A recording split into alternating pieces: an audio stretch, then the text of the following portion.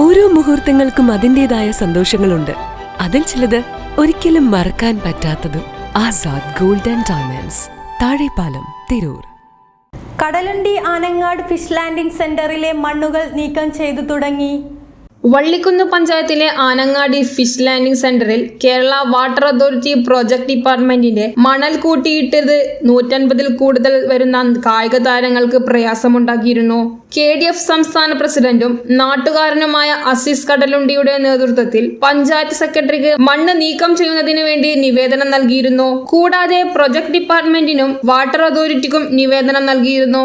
ഇലക്ഷന്റെ നടപടിക്രമങ്ങൾ പൂർത്തീകരിച്ച് 4-ാം തീയതിക്ക് ശേഷമേ തുടർ നടപടികൾ സ്വീകരിക്കാൻ കഴിയൂ എന്നതായിരുന്നു ആദ്യം മറുപടികൾ ലഭിച്ചിരുന്നത്. എന്നാൽ നിരന്തരമായ പരാതികളും പത്രപ്രവർത്തനങ്ങളും ആയപ്പോൾ വളരെ വേഗത്തിൽ തന്നെ പ്രൊജക്ട് ഡിപ്പാർട്ട്മെന്റ് മണ്ണുകൾ നീക്കം ചെയ്യുന്നതിനുള്ള നടപടികൾ ആരംഭിച്ചത്. പ്രൊജക്ട് ഡിപ്പാർട്ട്മെന്റിന്റെ ഉദ്യോഗസ്ഥരും JCBയും എത്തുന്നതിന് മുമ്പ് തന്നെ അതിരാവിലെ 6:30 മുതൽ അബ്ദുൽ അസീസ് കടലുണ്ടി, അൻവർ സാദത്ത്, മൊഹ്സിൻ എന്നിവരുടെ നേതൃത്വത്തിൽ സാന്റോസ് ക്ലബ് പ്രവർത്തകർ ഗ്രൗണ്ടിലുള്ള കല്ലും മറ്റും എടുത്തു കളഞ്ഞ് വൃത്തിയാക്കിയിട്ടുണ്ടായിരുന്നു. KP Sadath, KP Shahabas, MP Ajmal, KK Thufail, P Faijas, P Mohsin, KP Sufwan, KP Suhail, P Sinan, P Sajad, P Anas, KMP Sahad, KP Althaf, MP Sijil, MP Sinan, KP Rafi, KP Kamil Arshad, KMP Fairoz, KMP Abroz, Kasim, KP Sajad, KP Sufwan, KP Irfan, KP Sanid, Razi, KMP Shahbaz,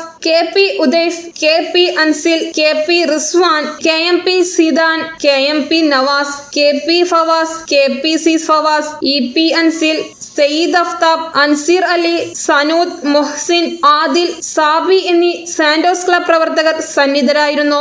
news desk, news 99.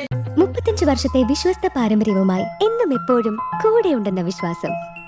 Basit wedding mall, Basith arcade, Poongottukulam, Tirur.